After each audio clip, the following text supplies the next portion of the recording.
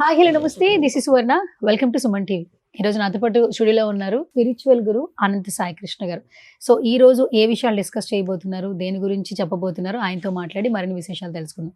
నమస్కారం అనంత సాయి కృష్ణ గారు. నమస్తే అండి. సో ప్రతిసారి కూడా ఏంటంటే మనం లా ఆఫ్ అట్రాక్షన్ గురించి మాట్లాడుకుంటాం.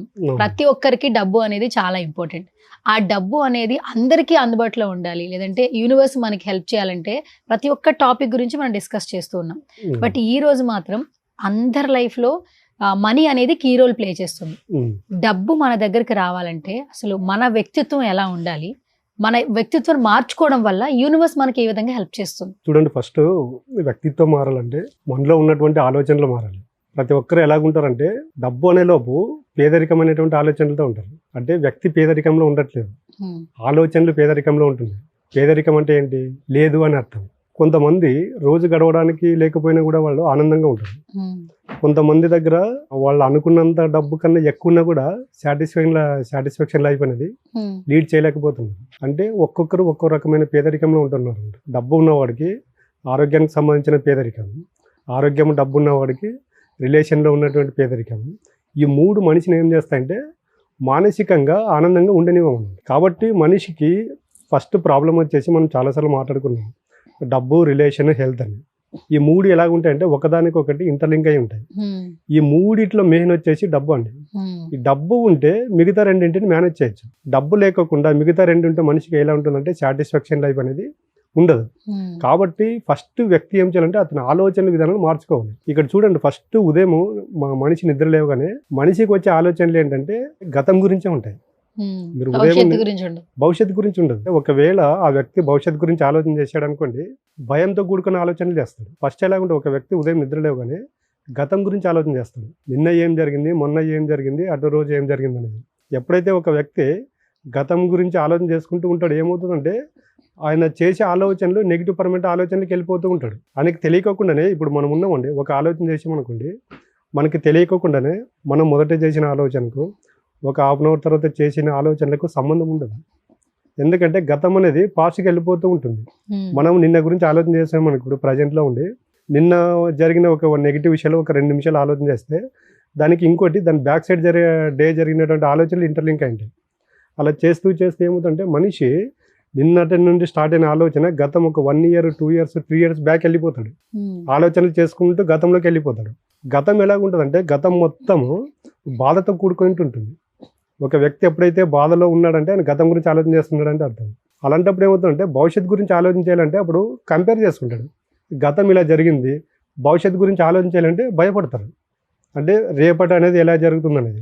ఈ వ్యక్తి గమనించాల్సింది ఏంటంటే గతం మొత్తం బాధతో కూడుకొని ఉంటుంది, భవిష్యత్తు అంతా భయంతో ఉంటుంది. కాబట్టి మనిషి ప్రజెంట్లో జీవించాలి. అప్పుడే కానీ ప్రస్తుతంలో ఒక వ్యక్తి ఎప్పుడైతే జీవించగలుగుతాడో ఆ మనిషిని అల్టిమేట్ రిజల్ట్ ఎవరు ఆపలేరు. వర్తమానం ఈజీ ఇంపార్టెంట్ అండి. అప్పుడు ఏమవుతుందంటే మనం వర్తమానంలో ఉన్నామనుకోండి, రేపు భవిష్యత్తును ఎలా లీడ్ చేసుకోవాలనేది మనకు తెలుస్తుంది. ఈ ఫైనాన్షియల్ ప్రాబ్లం అనేది కూడా ఎలాగుంటుందంటే మనకు తెలుస్తుంది. ఒక వ్యక్తి ఇప్పుడు చాలామంది అంటుంటారు, మనం మాట్లాడుకుంటూ ఉన్నాం మన ఇద్దరు, కానీ ఆలోచనలు మాత్రం ఎటు సైడో వెళ్ళిపోతుంటాయి. బాడీ ప్రజెంట్, మైండ్ అబ్సెంట్ అంటారు చూడు. ఆ విధంగా ఏమవుతుందంటే ఇక్కడ యూనివర్స్ అనేది కనెక్ట్ అయ్యేది మనం ఎక్కడ ఉన్నాము, ఏం చేస్తున్నాం అనేది అసలు పట్టించుకోదు. నువ్వు ఏ రకమైనటువంటి ఆలోచనలు చేస్తూ ఉన్నా అనేది యూనివర్స్ పట్టించుకుంటుంది. మన సబ్ కాన్షియస్ మైండ్లో ఏదైతే స్టోర్ అవుతుందో దాన్ని రిసీవ్ చేసుకొని రిజల్ట్ ఇవ్వడమే యూనివర్స్ పని. బట్ మనం ఏం చేస్తున్నామంటే చేస్తే ఈ ఫైనాన్షియల్ ప్రాబ్లంకి సంబంధించింది గతం గురించి ఆలోచన చేస్తూ ఉంటాం, లేకపోతే భవిష్యత్తు గురించి ఆలోచన చేస్తుంటాం. ప్రజెంట్ గురించి ఆలోచన చేయట్లేదు. కాబట్టి మనిషికి ఇన్ని కష్టాలు. భూమి మీద చూడండి, కష్టం లేని వ్యక్తి అంటే ఎవరు ఉండరు. ఈరోజు ప్రపంచ కుబేరుడు కూడా బిల్ గేట్స్ ఉన్నాడు. రీసెంట్గా భార్యకి డైవర్స్ ఇచ్చాడు. ప్రతి ఒక్కరు కష్టాలు ఉంటాయండి. ఇప్పుడు ఫైనాన్షియల్ ఫ్రీడమ్ కావాలంటే మనం ఏం చేయాలి? మనం అనుకున్నాం యూనివర్స్ సిద్ధాంతం ఒకటే అండి, నువ్వు ఏదనుకుంటే తిరిగిస్తుంది. మనం ఏం చేయాలంటే దానిపైన స్టేబుల్గా నిలబడాలి. యద్భావం తద్భవతి. మీరు ప్రతి వీడియోలో యద్భావం తద్భవతి అంటారు. ఓకే, యూనివర్స్ ని నమ్ముకుంటే చాలు, అవును, ఆపోజిట్ పర్సన్స్ మీద నమ్ముకోవాల్సిన అవసరం లేదు అంటుంటారు. నవేడేస్ ఏంటంటే ప్రతి ఒక్క రిలేషను అవసరం కొద్దీ ఏర్పడుతుంది. మరి యూనివర్స్ తో మాట్లాడకుండా లేని విషయాలని అపోహగా భావించి బ్రతికే వాళ్ళు చాలా మంది ఉన్నారు. మరి దీన్ని ఎలా బిలీవ్ చేయరు? మీరు ప్రతిసారి యూనివర్స్ ని నమ్మండి, యూనివర్స్ కి చెప్పండి, మీకు ఏం కావాలో కోరుకోండి, ఖచ్చితంగా జరుగుతుంది అంటారు. దాన్ని ఎగ్జాంపుల్స్ గా చెప్పాలంటే ఎలా చెప్తారు? ఇప్పుడు మీరే చెప్పారు చూడు, అపోహని. మనిషి ఇక్కడ మాయలో బతుకుతున్నాడు. ఆయనకి ఏం కావాలో అది తెలియదు. మనిషి ఏం చేస్తున్నాడంటే సంతోషం వెంట పడుతున్నాడు. మనిషి ఎప్పుడైతే సంతోషం వెంట పడతాడో ప్రాబ్లమ్స్ అనేవి వస్తాయి. మనిషి ఆనందాన్ని వెతుక్కోవాలి.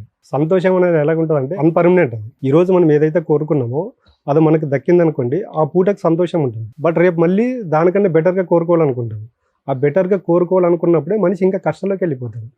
మనిషికి ఏమవుతుందంటే సాటిస్ఫాక్షన్ లైఫ్ అనేది లీడ్ చేయట్లేదు. దానికే మనం ఎప్పుడు మనం యూనివర్స్కి అసెండ్ అవ్వండి, పంచభూతాలకు అసెండ్ అవ్వండి అని ఎందుకు చెప్తున్నామంటే, ఒకసారి ఒక వ్యక్తి పంచభూతాలకు అసెండ్ అయ్యాడు అనుకోండి, మనకు తెలియకోకుండానే మన క్యారెక్టర్లో మార్పు వస్తుంది. క్యారెక్టర్లో మార్పు వచ్చినప్పుడు మనకి ఏమవుతుందంటే, మనం చాలాసార్లు మాట్లాడుకున్నాము, సాక్షిభూతంగా చూడగలుగుతామని.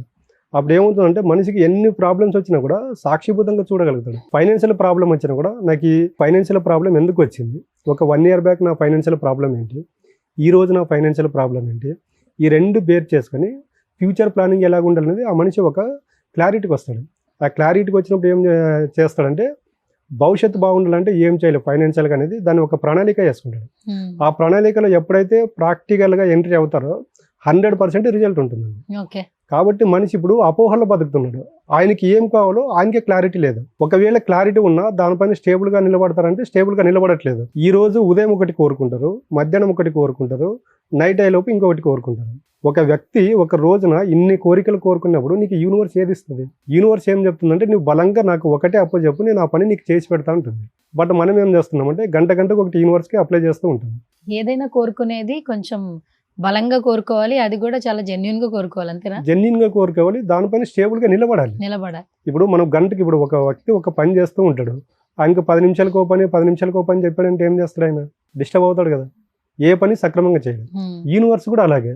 మనం యూనివర్స్ కి ఈ డబ్బు కావాలనుకున్నప్పుడు దానిపైన స్టేబుల్ గా నిలబడాలి. యూనివర్స్ ఏం చేస్తుందంటే వేరే వాళ్ళని మాయ చేసి కానీ మన దగ్గరికి ఏది కావాలో అది మనకు తెచ్చిస్తుంది. మనం ఏం చేస్తున్నామంటే దాని సైడ్ నుంచి డైవర్ట్ అవుతున్నాం. కాబట్టి ఫైనాన్షియల్ ప్రాబ్లం ఉన్న వాళ్ళు ఎవరైనా కూడా అండి స్టేబుల్ గా ఒకే దానిపైన నిలబడండి. ఫర్ ఎగ్జాంపుల్ నేనే ఉన్నాను, ఫైనాన్షియల్ అంటున్నారు, ఇప్పుడు నేనే ఎగ్జాంపుల్ తీసుకున్నా. గట్టిగా ఒకటే మనసులో అనుకుని యూనివర్స్ కి నేను చెప్పుకోవాలి. ఎలా చెప్పుకోవాలి చెప్పండి? నేనైతే ఒక మంచి ఒక ఇల్లు కొనుక్కోవాలి, ఒక కారు కొనుక్కోవాలి అనుకోండి, రెండిట్లో ఏదైనా ఓకే, మంచిగా ఒక ఇల్లు ఒక కారు కొనుక్కోవాలి మనసులో ఉంది. నా ప్రాసెస్ నాకు జరుగుతుంది, జాబ్ ఇదంతా ఓకే. బట్ అవి జరగాలంటే నేను యూనివర్సిటీకి ఎలా కోరుకోవాలి? ఒకసారి నాకు మీరు లైవ్ లో చెప్తే. అప్పుడు మనం ఇక్కడ చాలా మంది చేస్తున్న మిస్టేక్ ఏంటంటే, మీరు కార్ కావాలి, బంగ్లా కావాలనుకున్నప్పుడు ఫస్ట్ మన ఫైనాన్షియల్ స్టేటస్ ఏది ఉందో దానిపైన మనం నిలబడాలి. మన ఫైనాన్షియల్ స్టేటస్ ఏంటి, మనకి ఇది కొనుక్కోవడానికి పాసిబుల్ అవుతుందా లేదని. అప్పుడు ఏమవుతుందంటే మన ఫైనాన్షియల్ స్టేటస్ దానికి అనుకూలంగా ఉందనుకోండి, మీరు అప్పుడు యూనివర్స్కి అప్లై చేసుకోవచ్చు. మీకు 1 month gap, 2 months gap, 3 months gap అనేది మీకు తెలిసిపోతుంది. అప్పుడే మనము పేదరికంలో ఉండి నాకు కారు కావాలి, బంగ్లా కావాలి, బెటర్ లైఫ్ కావాలంటే మాత్రం యూనివర్స్ ఇవ్వదు. ఎందుకంటే టైం తీసుకుంటుంది. ఇప్పుడు మనం ఉన్నామండి, ఒక IAS-కో IPS-కో మనము ఇంటర్వ్యూస్కి వెళ్ళాం అనుకోండి, దానికి బ్యాక్ సైడ్ ఎంత ప్రిపరేషన్ ఉంటుంది. నీకు ఫైనాన్షియల్గా ఒకటి కావాలనుకున్నప్పుడు ఫస్ట్ మన ఫైనాన్షియల్ స్టేటస్ ఏంటి, మనం ఏం చేస్తున్నాం అనేది మనకు తెలుసుకోవాలి. ఫస్ట్ మనం ఏది కోరుకున్నా కూడా మన మైండ్ యాక్సెప్ట్ చేయాలి. ఇప్పుడు మీరు అడిగారు క్వశ్చన్, నేను కార్ తీసుకోవాలనుకున్నాను, హౌస్ తీసుకోవాలనుకున్నాను. ఫస్ట్ క్వశ్చన్ మీకు మీరు వేసుకున్నప్పుడు మీ మైండ్ యాక్సెప్ట్ చేస్తుందో లేదా తెలుసుకోండి. మీ మైండ్ యాక్సెప్ట్ చేస్తుంది అనుకోండి, అప్లై చేసేయండి. మైండ్ 100% మైండ్ యాక్సెప్ట్ చేయదు. ఎందుకంటే ఫస్ట్ మనకే ఒక డౌట్ వస్తుంది, మన ఇన్కమ్ ఎంత, మనం కార్ తీసుకునేది ఎంత అని.